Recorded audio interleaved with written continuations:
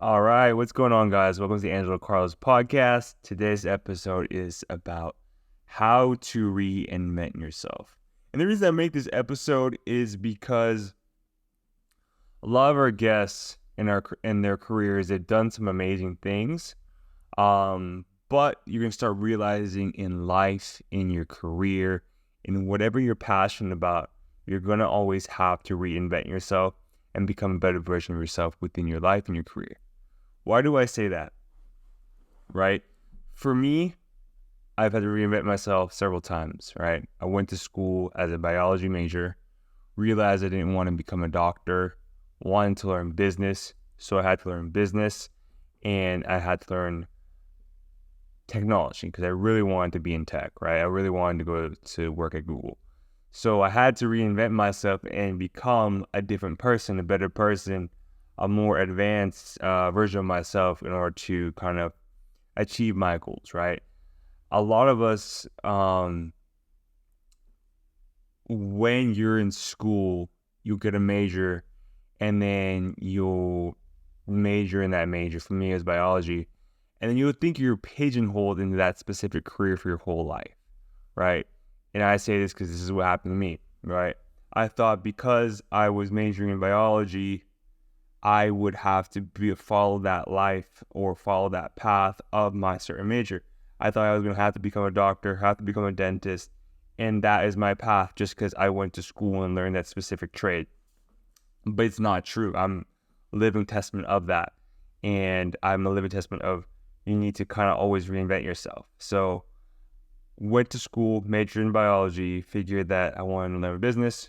So I took the time to study for GRE and the GMAT, and then got into UCLA Anderson, where I learned business, right?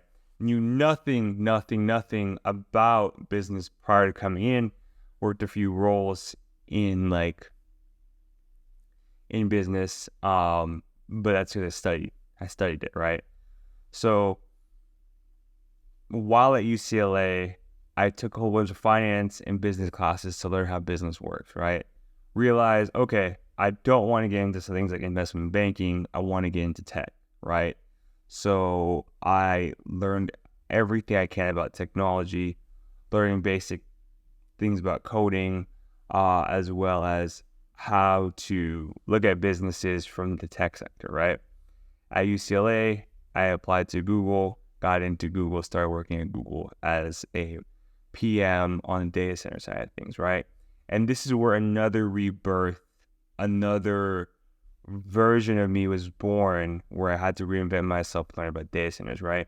Because you got to think of it, right? This is one thing I always thought, like going to a new job, I thought someone was going to teach me, hold my hand, give me a manual, how it works, kind of how school works, where you go to school, you get a textbook, you read, you learn, then you're good. Then you get an A, you get a B, you get a C, whatever it may be. But the real world is not like that. Going to Google, going to cloud, I knew nothing about data centers, so I had to learn everything I could about it, right? Because no university teaches about data centers. No university teaches about product management, program management. You're not going to learn that at school. So get that through your brain. It's like no one's teaching your class. You're going to learn that at work. And the way you learn that at work is you do these few things, right? First, you interview 10 to 20 people who are in your role or who have some extent of knowledge of your role, right? So at Google, I would email around 20 or so stakeholders, aka like my immediate team, people who I'll interact with, people who've been at Google for a while, and then people who I may learn something from them. And I'll just ask them everything they know, and I'll take notes on that, right? I consider this something like market research, right? For you, you're in a new job. Market research means you're doing your own research of your role, right? Whenever you're in consulting, right? If you're like a consultant, or for us at UCLA, we had this project called GAP. We had to do research where we had to learn everything we could about a certain topic or certain industry that we knew nothing about. And the way we did that is by interviewing stakeholders or people who have been in that certain industry for a while, and we kind of learn everything they can. So whenever you get a new job, whether it be you're working at a bank, whether you're working at like a hospital, whatever you're working at, you need to reach out to like 20 or so folks who have been in that role and ask them everything you can. So just get a document, type out all the notes you get from that person, have a set list of questions, around 10 questions or so, and ask them everything you can about that role, what they can do. And then you want to take those notes down and put it in a document. You want to have this document with everyone's notes from each person, right? This is what I did. I did that, and that's how I learned about data centers, right? So for me, I interviewed the 5 people in my immediate team, and then I interviewed all the technical program managers who are in cloud and who have experience building a data center or building procedures behind a data center. And then I interviewed everyone from tax, from legal, from finance, because I wanted to understand the business and legal side of things, right? So whenever you get a new job, that's what you want to do. You want to just interview everyone you can. This is also applicable to an internship. If you're getting an internship, you want to just interview everyone you can, and then that way you can learn more about your role, more about the company, and figure out where to go from there, right? That's kind of how you get your feet wet, how you reinvent yourself every time you're in a new role, new job, whatever it may be. And another thing too, I want you guys to realize is that with the advent of artificial intelligence, with the advent of search engines like Google, Bing, you have unlimited access to information. And the reason I say that is because once you know you have all this information, you need to take it upon yourself to learn after work, to learn during your breaks, whatever it may be. Because there's going to be some people telling you, oh, you need to have good work-life balance, but when you're starting out, you know nothing, and there's going to be a huge hill for you to climb, right? And if that's the case, it's okay to put in the extra effort, right? I have a lot of family members who always told me work-life balance is great. Yeah, it is great, right? But when you want to achieve something, you will need to put the extra work in the beginning, right? I'm not saying stay up till 1 in the morning to study, but maybe work till like 8 o'clock, 7, 8 o'clock, right? Just learning, put those extra hours in, because that will also transfer over to any new skill or new thing you're trying to learn. For me right now, learned a lot of business, learned a lot about like project management, but I'm not good at coding, right? And I had this thought where just because I never majored in computer science or anything technical in undergrad, I always thought, oh, I'll never be good at coding, which is a lie. It's a lie. Because right now, I've learned that it takes 40 hours to get good at a skill. It takes 100 hours to get really good at a skill. And most of us take 40 years just to start something new. And it's not that we're afraid to learn something new. We're afraid of the feeling of inadequacy, of feeling stupid or feeling dumb because we're not good at a certain skill. Like for me right now, I'm going into Python, trying to learn Python because a lot of ChatGPT, OpenAI uses Python, and then all of this large language models, all this AI is all Python. And listening to YC and Michael Seibel, one of the head people at YC, telling us we need to be technical. And I'm terrified to learn code because I don't want to feel stupid. But it's all a part of the journey of learning and growing and evolving in your career and always reinventing yourself. So you'll always need to reinvent yourself throughout your entire career, throughout your entire job, throughout your entire life.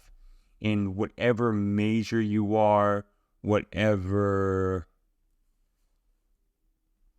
like career you chose prior, and you want to pivot to something else, just know you can do it. Don't let people's opinions of you, don't let your fears of inadequacy, of insecurity allow you to not be the best version of yourself, right? So whenever you want to learn a new skill, keep in the back of your mind, 40 hours to become good at it, 100 hours you become really good at it, 10,000 hours to become amazing. but most of us will just stop and never attempt it because we're so scared of feeling stupid or feeling dumb. But a journey of 1,000 miles starts with one step. Okay? So always, never doubt yourself. Because there's thoughts coming in your head that you feel like, I'm not good enough. That's not true. It's never true. You can do anything you set your mind to. I also want to talk about AI and why it's so big. So back in the day, oil was like the gold mine, right? So if you're in these fields, you go dig underground, hope that oil strikes oil. You can harvest the oil and sell it for millions, $100 million to companies, and then you'd be basically an oil tycoon. Now it's data. Data is our new oil for this generation. As especially as AI is becoming so big. Think of it as artificial intelligence, large language models, and they require large amounts of data to process, to run, to train your model, right? And what happens is a lot of companies are going to move to AI and they need data, right? But most of the data on the internet or in the world is usually stored in private companies, right? Unless you have a lot of data stored on the internet, which most of us don't, all the real hardcore data is stored in private companies. So think of it, all these companies like your Airbnb, your Google, your Meta, any company that collects and stores data, they're sitting on gold mines, right? And if they're able to use AI to refine that data, aka use AI to predict what the consumer wants to buy because they have so much data, or how to properly market to someone because they have so much data, that's $1 billion, trillion industry, or basically solution to make a lot of money for these companies. The way large language models works is that forgive me, this is kind of a basic understanding, right? You get a lot of data, you train the data by giving it prompt, by refining it and making sure it's good, and then you're using it to kind of come to conclusions, right? Very, very basic understanding. I could be wrong. But the important part is that the data that these companies have need to be of high quality. Why is that?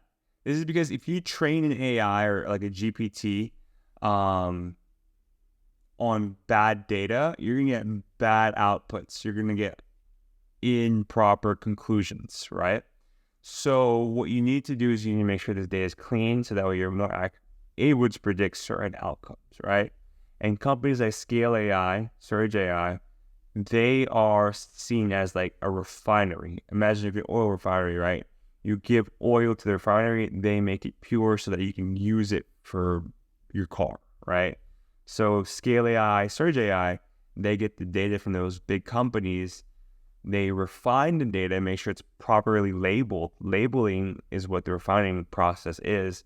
And then they're giving it to like companies like OpenAI, like Llama or Meta to do their AI kind of businesses and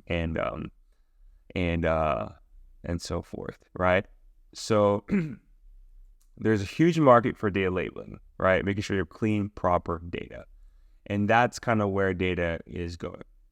Another thing too you need to also understand is that a lot of this AI technology, and I mentioned this in my previous video, it requires GPUs, right? And this is an example of another company reinventing themselves. So listen to where I'm going with this. NVIDIA is a chip company, right, in the Bay Area. And essentially, they were just making chips for like gaming laptops, right? So that way they have faster and better graphics, right? They understood that AI was the next wave is the future. So they started heavily focusing on developing chips for the GPUs that are required for a lot of the artificial intelligence work that's going on, right? Which is crazy. This is an example of a company reinventing themselves for artificial intelligence, right?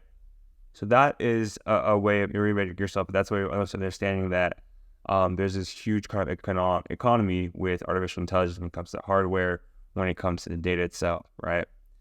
And I want to jump into another company reinventing themselves, right? When Amazon was first starting out, Jeff Bezos quit his job at the hedge fund, just turned 30. He said, I'm going to jump in this thing called the dot-com boom and go on the internet. His boss told him he was crazy for doing this, but Jeff really insisted I'd be crazy not to do this, right? Which is what's happening in the AI revolution right now. If you don't jump into this AI trend, it's going to be here for a whole life.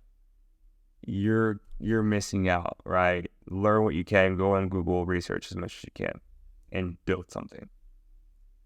So back to Amazon.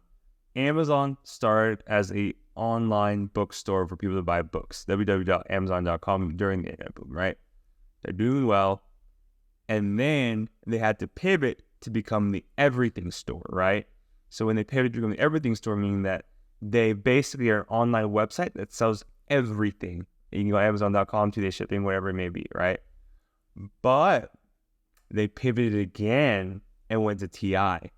TI stands for technical infrastructure, right?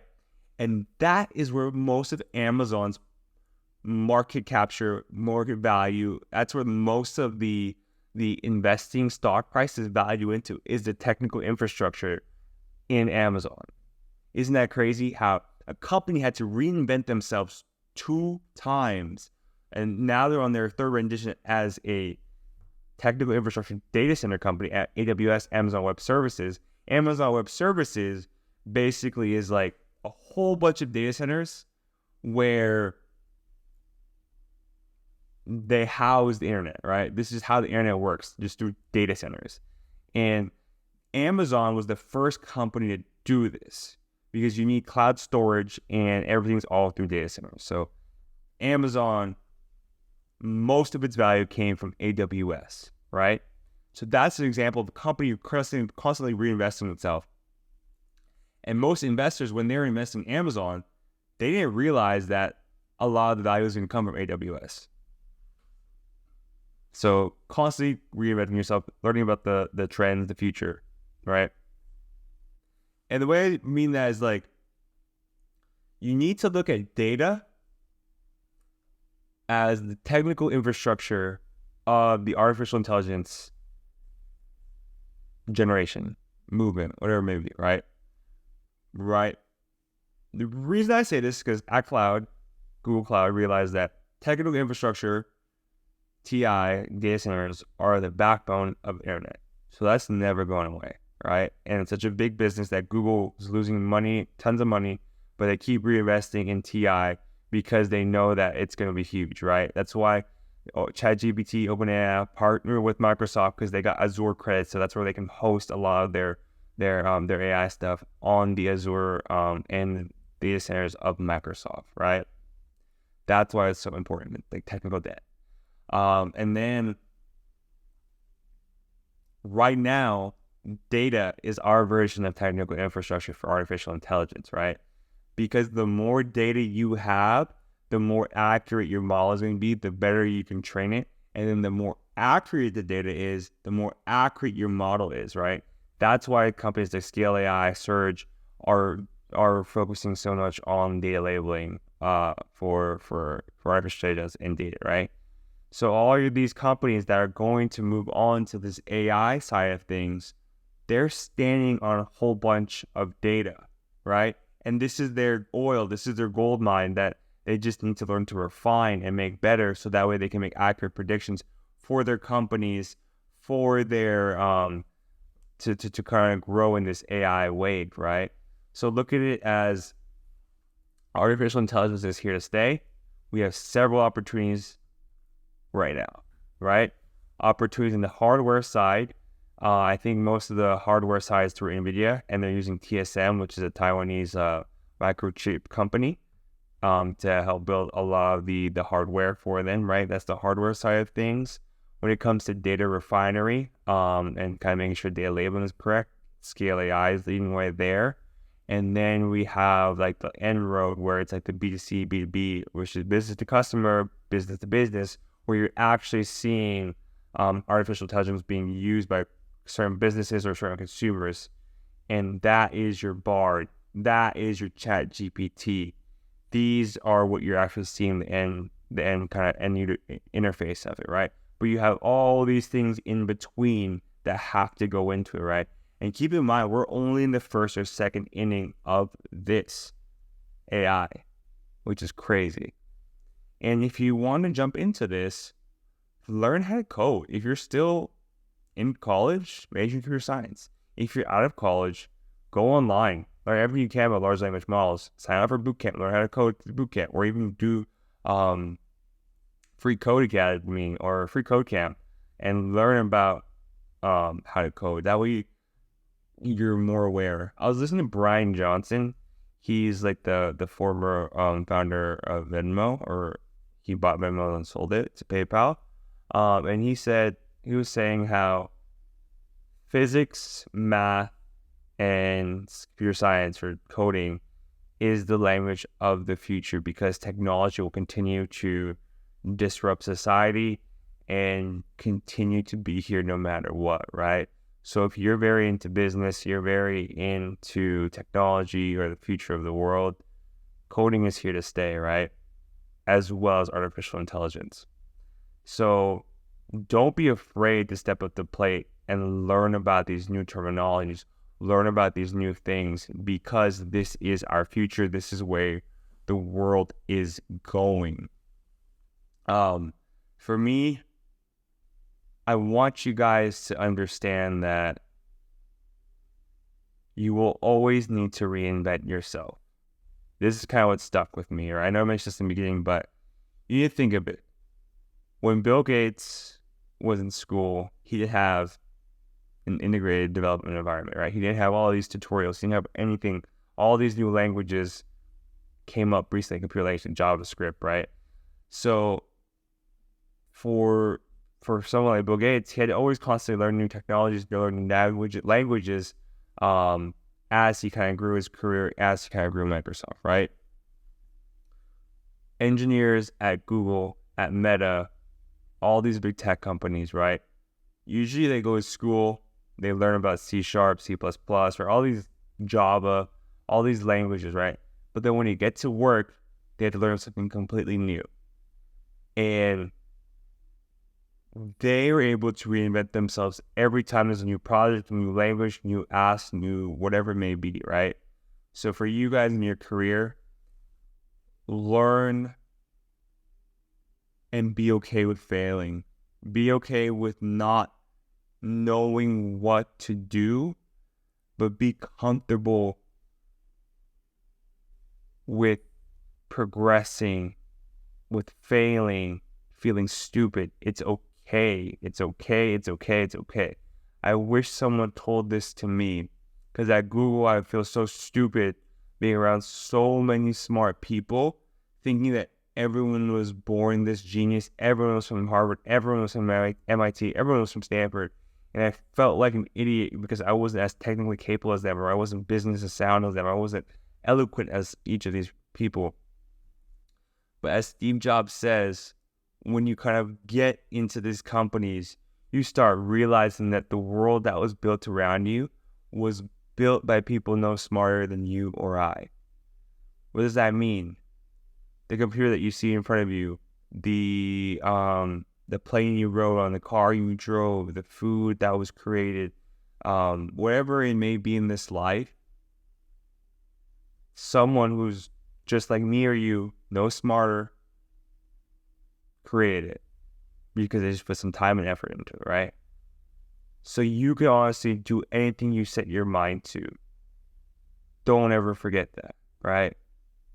One of the things I learned these past few years was that I've always been overweight. I've been 230, 240 pounds, 5'10", 5'11", so always overweight. And I eventually became 160, so around 70 pounds, 80 pounds down. And I always thought I had to be overweight my whole life. But when I changed that mindset, I can reinvent myself that I want to be fit. I want to have abs. I want to be shredded. I want to be healthy. I changed that about myself because I believed in myself that you can always reinvent yourself. It doesn't matter if you're 10, 15, 20, 30, 35, 40, 50, 60, 70, 80. You can always reinvent yourself. And don't ever be scared, right? Because you're always going to be scared for failure, but you're good enough.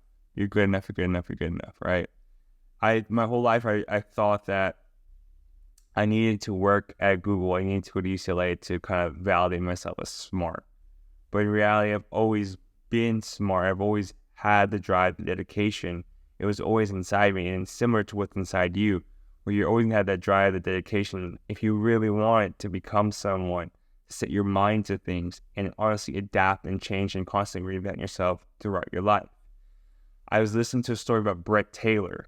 Brett Taylor was one of the youngest product managers at Google, led Google to build, I believe, like one of Google's products. I'm not sure if it was Gmail or Google Maps. Did that, left, started a startup, sold his startup to Facebook for about $70 million, and then is one of the reasons Facebook has a like button. And then now he is one of the co-CEOs at Salesforce. He was basically groomed by Mark Benioff, the founder of Salesforce, to be a co-CEO, and he is on a board of ChatGPT and OpenAI, one of the world's most important startups at this time.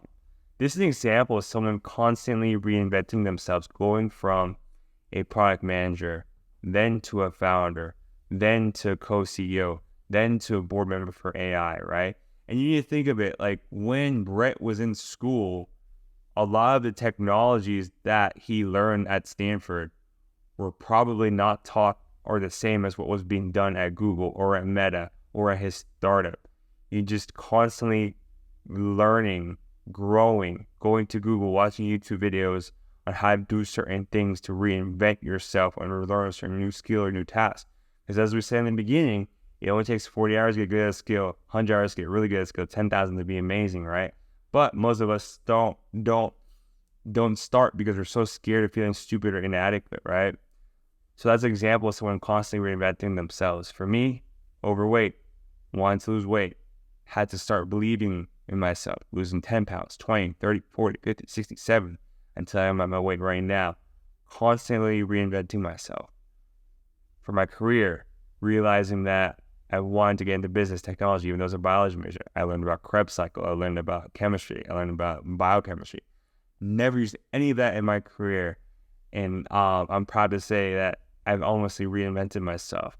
Went to UCLA, learned about business, got a job at Google, learned about data centers, learned about technology, learned about businesses. Now, reinventing myself again, learning about Python, learning about OpenAI, learning about ChatGPT, learning about large language models, learning about scale AI and how they label data. Why is that important for AI? Learning about microchips in the world global economy, how NVIDIA and TSM have a hold on the AI side of things when it comes to the hardware. Also understanding how ChatGPT and OpenAI and Meta, how all these companies utilize labeling for their AI and their data. All this stuff, it's created by people who are no smarter than you and I. Yes, they have very technical backgrounds, but they learned it. They learned it through school, through YouTube, through reading. That means you can learn anything you set your mind to. And you'll feel stupid at first when you start learning about something. But as you put the time in, the work in, the hard work in to learn anything, you can do it. So with that being said, I believe in you, Jello family. I hope you enjoyed this talk about how to reinvent yourself and where I feel like AI is progressing. through each of these industries. With that being said, Jello family, like the video, comment, subscribe. I appreciate you watching this episode of the podcast on how to reinvent yourself and become a better version of yourself and learn more. I hope you learned a lot through this video. So with that being said, Jello family, love y'all. Like, comment, subscribe. Peace.